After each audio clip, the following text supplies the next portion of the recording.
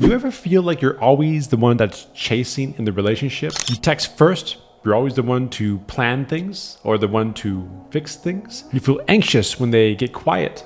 They shut down, they need their space, and they constantly act like your feelings don't matter much. And no matter what you do, you just can't feel secure. It's like you're always trying to prove that you're worth fighting for. Or maybe you're on the other side. You get overwhelmed with your partner's emotional outbursts. You don't know how to comfort them, and so you go quiet instead. And even if you do try, it feels like nothing is enough. And the more that they push for closeness, the more you feel like you can't breathe. This isn't random. This is what happens when the person with anxious attachment matches with the avoidant attachment. And it's not about who's wrong. It's about two nervous systems that were wired for survival, not thriving. Let's break it down. You see, this isn't random. The anxious and the avoidant person are literally magnetized to each other in attraction because their unprocessed childhood wounds fit together like yin and yang. One is starving for closeness. The other is terrified of it. But in the beginning, none of this is obvious. At first, the avoidant person seems calm, cool, and collected. Their relaxed, laid-back demeanor feels like the safety that you never had if you are the one with anxious attachment. They also come off very mysterious, which feels attractive. And because they are hard to read, every text feels like a treasure, which spikes up your dopamine. Another thing that makes avoidance seem attractive on the surface is that they can seem very self-sufficient,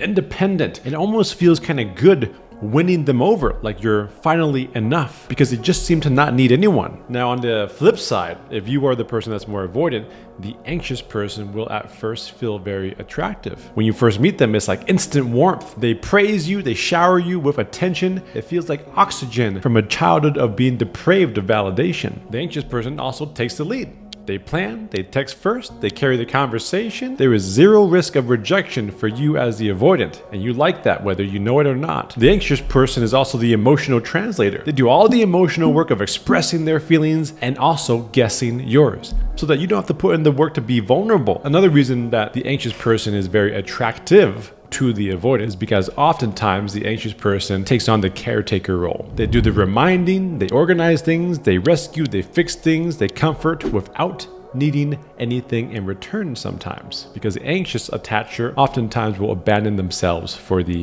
really anyone that they are attached to. But make no mistake about it, whether you are the anxious person or you're the avoidant person, those behaviors come from a place of fear and anxiety. For example, the anxious attacher, their biggest fear is abandonment. They grew up with emotional inconsistency. Sometimes love was there, sometimes it wasn't. So now you're hyper aware of every shift in tone, mood, and energy. You scan for danger before it even happens. And when you find someone who is avoidant, it's like your nervous system recognizes them. It feels like home, not because they're actually safe, but because they feel familiar. Their distance feels just like what your body learned as a child.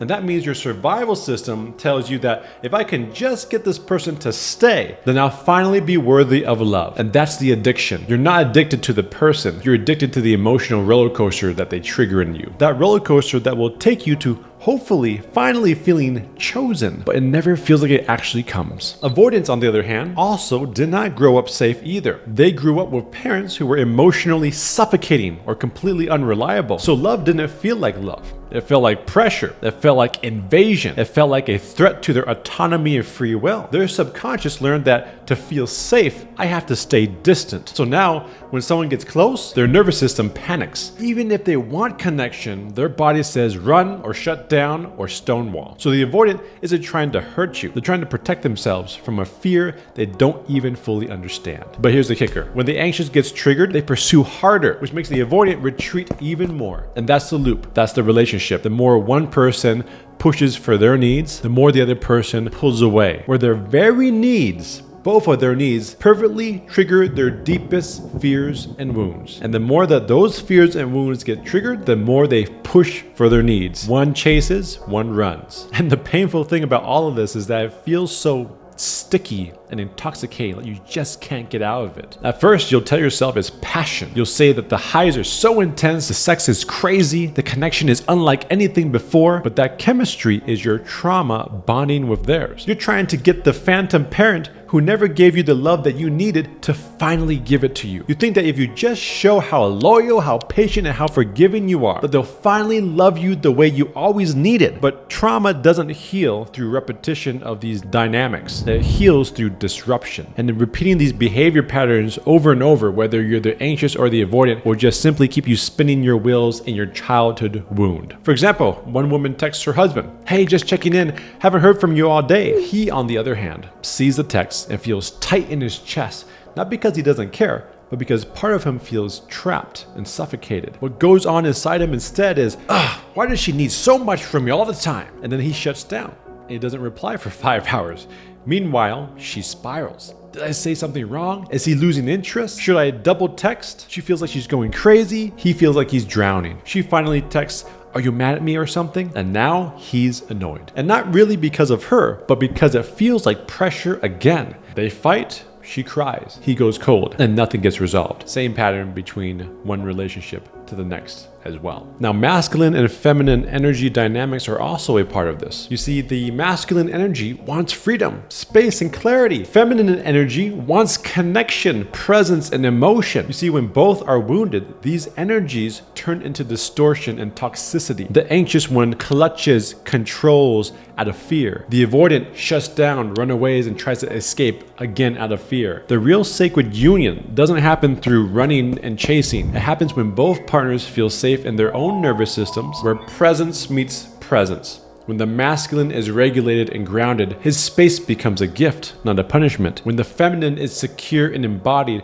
her emotional depths become a nourishment, not a burden. But this kind of union is impossible if you're still acting out from the childhood wounds in a grown adult body. Now, mainstream advice will just say, communicate better, text less, be less clingy, give him space. But none of that works in the long term, does it? Because it's all behavior, surface level change. You can't just act secure, you have to become secure. And if your nervous system still feels that love equals danger, then no amount of tactics and pop relationship advice will save the relationship. You'll keep chasing and they'll keep avoiding. And the pattern will stay on repeat over and over again until you get to the root. So here's the truth. You don't heal this dynamic by fixing the relationship. You heal it by fixing the wounded little child still inside that believes that love must be earned. For the person that is anxiously attached, you must learn to sit with abandonment pain without reaction, to stop making other people your source of oxygen and energy. For the avoidant, you must learn to tolerate closeness without shutting down or running away. Both need nervous system work, both need reparenting, both need to feel the pain of what happened